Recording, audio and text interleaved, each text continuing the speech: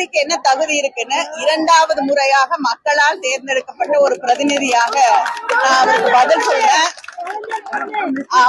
சொல்றேன். அதை கூட அந்த தகுதியை கூட இல்லாத ஒருவர் பிஜேபியோட தலைவராக இங்க நீடிப்பது அந்த கட்சிக்கு நிச்சயமாக நல்லதில்லை. எங்க அப்பா அரசியல் இல்லைன்னா, எங்க அப்பா பேர் குப்புசாமிங்கண்ணா, விவசாயம் பண்றாரு.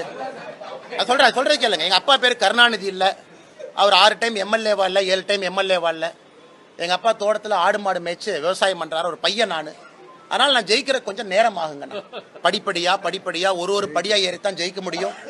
எங்க அப்பா கருணாநிதியா இருந்தா நானும் ஜெயிச்சிருப்பேன். ஆனா எங்க அப்பா குப்புசாமி எனக்கு என்ன சொல்லி கொடுத்த கைத்தட்டாரு. குப்புசாமி என்ன சொல்லி கொடுத்திருக்காருன்னா, தம்பி மெதுவா போ, நியாயமா போ, நேர்மையா போ, நீ ஒரு நாள் ஜெயிப்பேன்னு தான் குப்புசாமி எனக்கு சொல்லி கொடுத்திருக்காரு. கனிமொழி அக்கா சொல்லியிருக்காரு, அண்ணாமலை அவர்கள் மாநில தலைவர் பொறுப்பிலிருந்து விலக வேண்டும்னு. ஒருவேளை கனிமொழி அக்கா பிஜேபிக்கு வர மாதிரி இருந்தா பரிசீலனை பண்றேன்.